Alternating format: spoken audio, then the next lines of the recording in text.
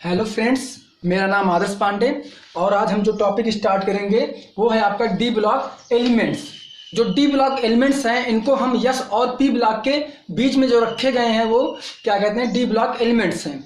D block elements को हम transitional elements भी कह सकते हैं और इनको अगर देखा जाए तो थर्ड से लेकर के सिक्स्थ सीरीज तक इनको डिवाइड किया गया है और ग्रुप सीरीज को हिंदी में आवर्त कहते हैं। Third D series, fourth D series, fifth D series, sixth D series तक इनको डिवाइड किया गया है। उसके बाद ग्रुप में देखा जाए, ग्रुप को हिंदी में वर्ग में देखा जाए तो इनको टोटल 10 ग्रुप में डिवाइड किया गया है। 10 ग्रुप में आपके थर्ड ग्रुप आपके शुरू होते हैं थर्ड से लेकर के 12th ग्रुप तक के जो एलिमेंट्स होते हैं पीरियोडिक टेबल में वो आपके डी ब्लॉक में रखे हुए हैं। जो पहले पुराने ज़माने में जो इसका ग्रुप का जो नंबरिंग था वो रोमन लैंग्वेज में हुआ था।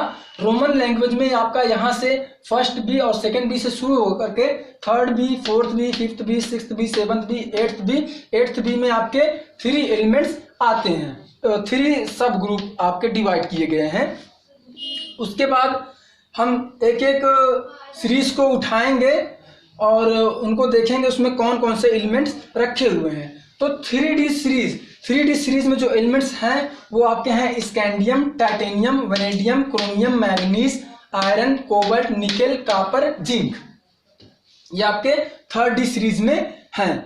थर्ड डी ब्लॉक आपका थर्ड से लेकर के 12 तक शुरू होता है और इसमें थर्ड, फोर्थ, फिफ्थ, सिक्स, 7, 8, 9, 10 और इसमें जो थर्ड डी सीरीज है उसमें आपका कौन कौन से एलिमेंट्स हैं, स्कैंडियम जिसका एटॉमिक नंबर 21 और टाइटेनियम को 22 और वेनेडियम को 23 और क्रोमियम का 24, मैग्नीज का 25 और आयरन का 26, कोबाल्ट का 27, निकेल का 28, कॉपर का 29 और जिंक का 30। उसके बाद आपका जो है वो आपका शुरू हो जाता है 4D सीरीज। 4D सीरीज में जो आपके एलिमेंट्स रखे हुए हैं वो हैं yttrium, zirconium, niobium, molybdenum, technetium, ruthenium, rhodium, palladium, silver, cadmium.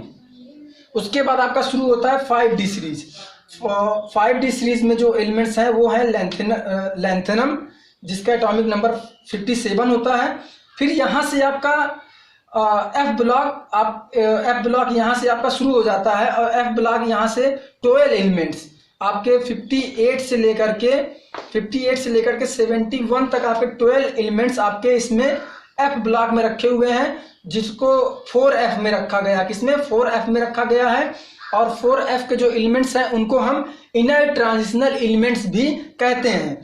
उसके बाद आपका यहाँ से आपका आगे से फिर हाफनियम से शुरू होता है। हाफनियम का एटॉमिक नंबर 72। उसके बाद टैंटलम, वंग यानी tungsten, rhenium, osmium, iridium, platinum, gold और मरकरी। उसके बाद आपका 6D सीरीज शुरू होता है। जो सबसे पहला एलिमेंट 6D का है वो है एक्टेनियम, इसीलिए इसको एक्टेनाइट सीरीज भी कहते हैं। एक्टेनाइट सीरीज कहते हैं क्योंकि यहाँ पे 5F ब्लॉक के जो एलिमेंट्स है यहाँ पे भी 14 एलिमेंट्स यानी कि 90 से लेकर के आपके 103 तक आपके एलिमेंट्स जो रखे हुए हैं 14 एलिमेंट्स वो आपके एफ ब्लॉक में रखे हुए हैं। उसके बाद आपका एलिमेंट्स जो है रदरफोर्डियम, हायनियम, सीबोर्गियम, बोरियम, हैसियम, मेटेनियम। उसके बाद ऐसे ही ये आपका इनकम्प्लीट आपका सीरीज है 6D सीरीज। अगर इनको देखा जाए, इनका नॉर्मल याद करने का अगर ट्रिक देखा जाए तो आप ऐसे याद कर सकते हैं। थर्ड डी सीरीज को याद करने के लिए आप ऐसे याद कर सकते हैं, साइंस टीचर वेरी क्रूअर, मांगे फीस कोई नहीं कुछ जाने।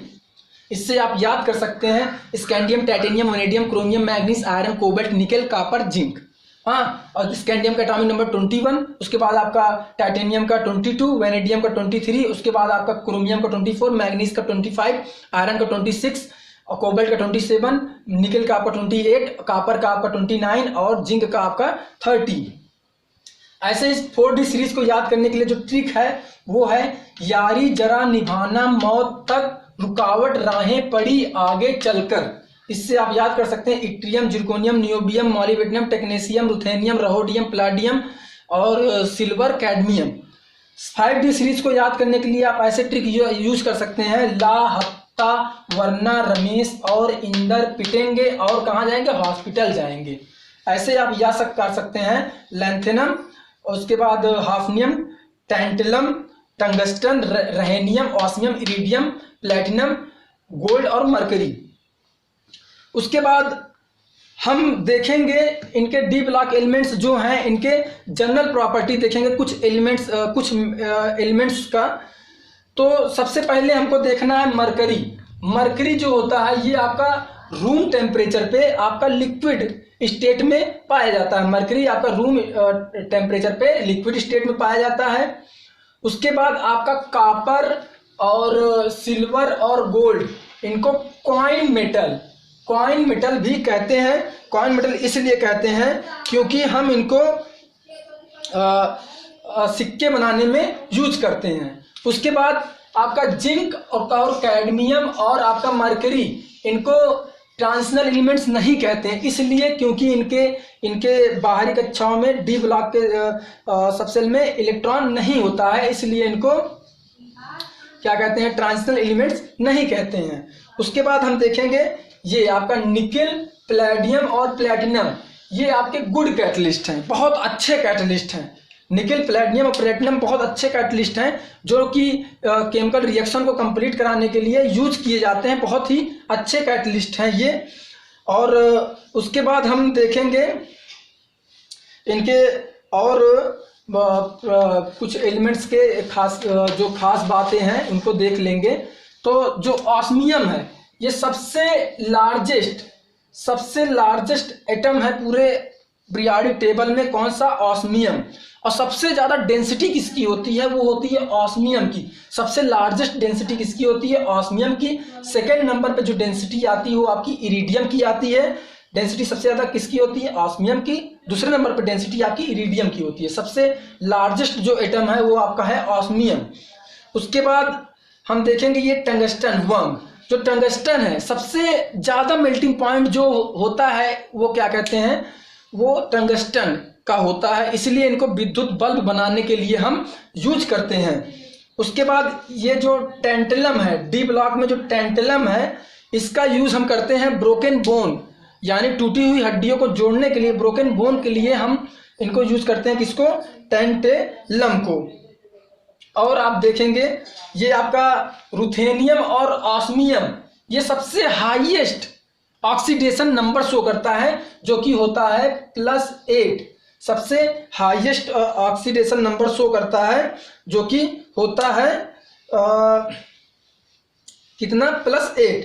और जो आपका सिल्वर होता है ये आपका बेस्ट कंडक्टर होता है। सिल्वर जो होता है ये आपका बेस्ट कंडक्टर होता है इलेक्ट्रिसिटी का। इलेक्ट्रिसिटी का सबसे अच्छा कंडक्टर कौन सा है, सिल्वर।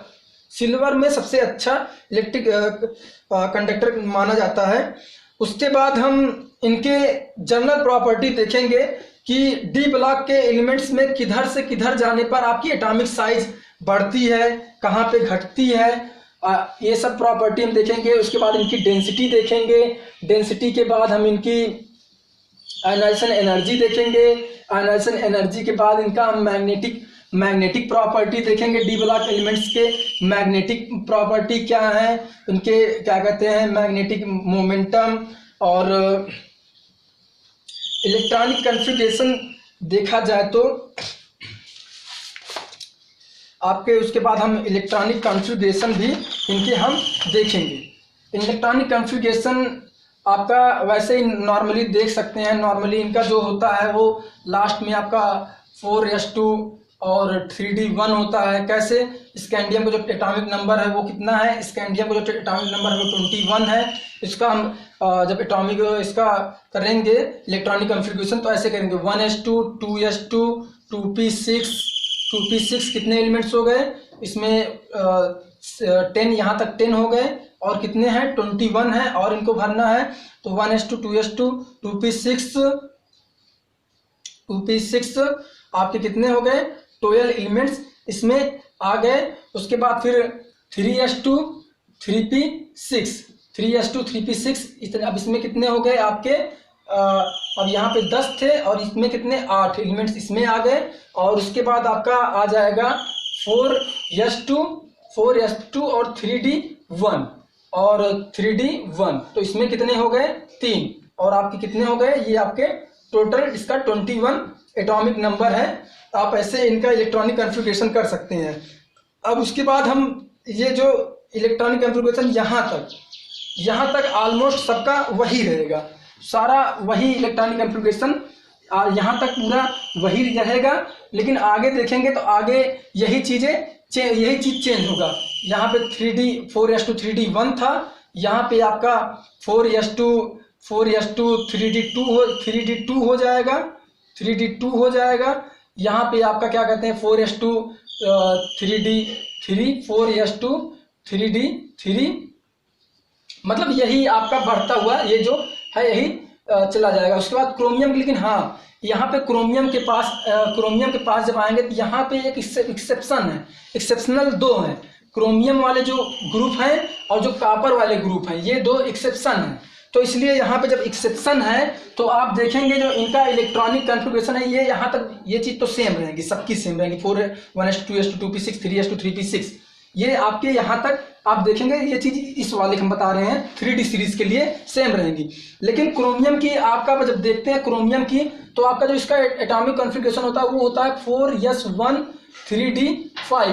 क्यों ये होता है, क्योंकि इनका जब देखा जाए इलेक्ट्रॉनों का इनका स्टेट, अगर हम इलेक्ट्रॉनों का इनका वितरण करें तो सबसे पहले ये 4s सब सेल, ये 4s हो गया। और इसके बाद डी में आपके डी में कितने सब सेल होता है 1 2 3 4 5 1 2 3 4 5 हो गए।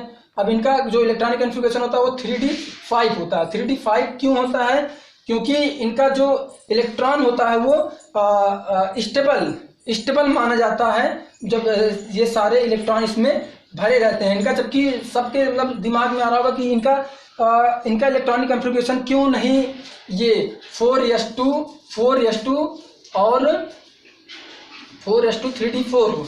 इससे क्या होगा, अगर इसमें 2 इलेक्ट्रॉन इसमें आ जाएंगे ये खाली हो जाएगा, जो कि अनस्टेबल माना जाता है। इसलिए एक एक्सेप्शन है इसके, क्या कहते हैं आप बाउ का जो इलेक्ट्रॉनिक कॉन्फ़िगरेशन है, आप बाउ का इलेक्ट्रॉनिक जो कॉन्फ़िगरेशन है वो आपका उसके अकॉर्डिंग तो 4s2 3d4 होना चाहिए। लेकिन इनका जो स्टेबिलिटी के कारण इनका जो एटॉमिक कॉन्फ़िगरेशन होता है वो 4s1 3d5 होता है। उसके बाद हम आगे देखेंगे, आगे आपका मैग्नीज है। मैग्नीज का जो एटॉमिक इलेक्ट्रॉनिक कॉन्फ़िगरेशन होता है वो होता है 4s2 3d5। उसके बाद आपका आयरन जो होता है उसका इलेक्ट्रॉनिक कॉन्फ़िगरेशन लास्ट में आपका 4s2 3d6 और 3d6। कॉपर का जो इलेक्ट्रॉनिक कॉन्फ़िगरेशन होता है वो 4s2 3d7 और 3d7। और उसके बाद निकेल का भी 3d8 हो जाएगा। लेकिन आप जब यहाँ पे कॉपर के पास जाएंगे तो कॉपर भी एक एक्सेप्शन है, एक्सेप्शनल केस है। कॉपर कौन सा केस है, कॉपर भी एक एक्सेप्शनल केस है।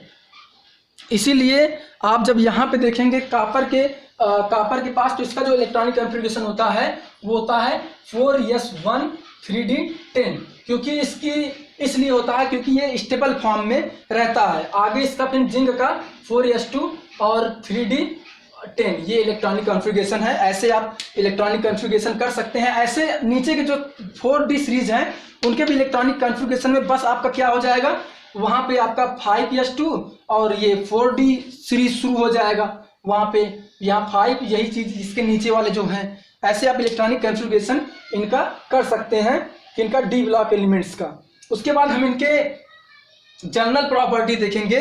क्या देखेंगे हम, डी ब्लॉक एलिमेंट्स के हम जनरल प्रॉपर्टी देखेंगे। तो हेडिंग डाल देते हैं जनरल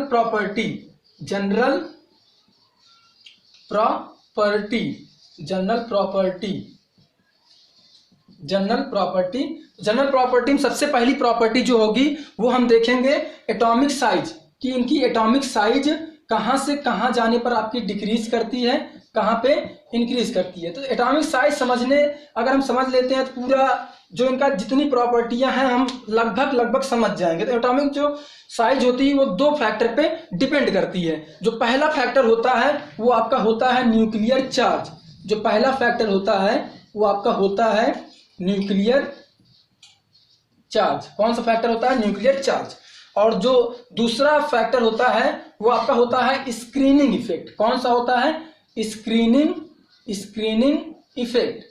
दूसरा जो फैक्टर होता है वो होता है स्क्रीनिंग इफेक्ट। न्यूक्लियर चार्ज को हम कैसे समझ सकते हैं? न्यूक्लियर चार्ज जो होता है, जब आपका कोई भी अगर देखेंगे, एटम देखेंगे, तो उसके न्यूक्लियस में आपका प्रोटॉन होता है और न्यूट्रॉन होता है। प्रोटॉन पे प्लस चार्ज होता है और इलेक्ट्रॉन जो होता है इस पे माइनस चार्ज होता है, जो कि कक्षाओं में आपका बाहरी कक्षाओं में चक्कर काटता है। अब जो प्रोटॉन है ये अपने तरफ इलेक्ट्रॉन को खींचता है, तो जो इलेक्ट्रॉन को जब खींचता है तो उसके कारण जो उस पर क्या कहते हैं जो होता है वो आपका फोर्स जो होता है न्यूक्लियर चार्ज होता है। इसलिए इलेक्ट्रॉन आपस में मतलब आते हैं। उसके बाद ये यस ब्लॉक की तरफ ये चीज आपको प्रॉपर्टी देखने को मिलेगी। अगर आप आगे जाएंगे तो देखेंगे आपका स्क्रीनिंग इफेक्ट यहाँ पे शो होता है। कहाँ से? इधर पी ब्लॉक की साइड में आप देखेंगे कि स्क्रीनिंग इफेक्ट शो होता है। स्क्रीनिंग इफेक्ट मतलब क्या? स्क्रीनिंग इफेक्ट मतलब जो न्यूक्लियस हैं वो इलेक्ट्रॉन को दूर भेजते हैं। जब क्योंकि आप देखते हैं जब जहाँ पे ज़्यादा अट्रैक्शन हो जाता है, जिस कंडीशन में ज़्यादा अट्रैक्शन हुआ कहीं पे, तो फिक्स है एक सीमा ऐसा आ जाएगा कि रिपल्सन अपने आप शुरू हो जाता है। तो ज़्यादा जज्बाती नहीं होंगे हम टॉपिक पे ध्यान देते हैं, क्योंकि वैसे भी वीडियो ज़्यादा टाइम का बनाना नहीं है, तो इसलिए देख रहे हैं। तो यहाँ पे कितना हो जाता है? स्क्रीनिंग इफेक्ट आपका शुरू हो जाता है।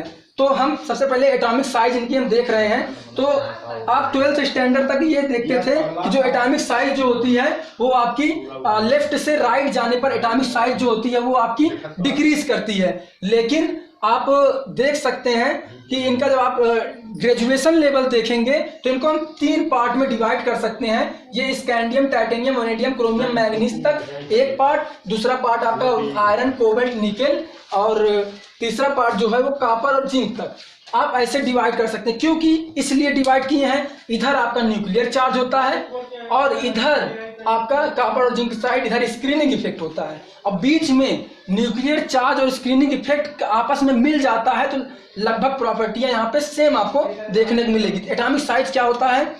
यहाँ पे आपकी जब न्यूक्लियर चार्ज बढ़ेगा, इलेक्ट्रॉन को अपनी तरफ खींचेगा, तो एटॉमिक साइज जो होती है वो क्या करती है? वो डिक्रीज करती है। एटॉमिक साइज क्या होगी? यहाँ पे एटॉमिक साइज आपकी डिक्रीज होगी। और यहाँ पे आपकी एटॉमिक साइज ऑलमोस्ट सेम होगी। आयरन, कोबाल्ट, निकेल की ऑलमोस्ट सेम होगी।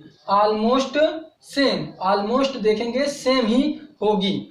और उसके बाद फिर आपकी देखेंगे एटॉमिक साइज यहाँ पे आपको देखने को मिलेगा इंक्रीज कर रही है। इंक्रीज करते हुए आपको यहाँ पे साइज मिलेगी, क्योंकि यहाँ से आपका स्क्रीनिंग इफेक्ट शुरू हो जाता है। उसके बाद हम इनके नेक्स्ट प्रॉपर्टी को देखेंगे।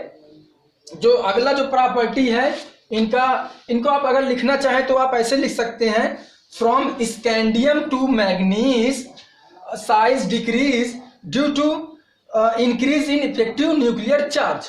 आगे आयरन से निकेल तक आपको लिखना है तो Fe2 nickel size constant because almost same magnitude of effective nuclear charge and screening effect. अगर आपको आगे लिखना है कॉपर और जिंक का तो कॉपर और जिंक से लिख सकते हैं atomic size increase because increase of screening effect. ऐसे आप इसको लिख सकते हैं। उसके बाद हम अगली प्रॉपर्टी जो देखेंगे वो आपकी प्रॉपर्टी जो है वो है डेंसिटी। कौन सी प्रॉपर्टी हम देखेंगे? इनकी हम डेंसिटी देखेंगे। तो डेंसिटी जो होता है उसका जो फार्मूला होता है वो होता है density equal to mass upon volume. Density equal to mass upon volume, यानी कि अगर आपका वॉल्यूम बढ़ेगा तो आपकी डेंसिटी जो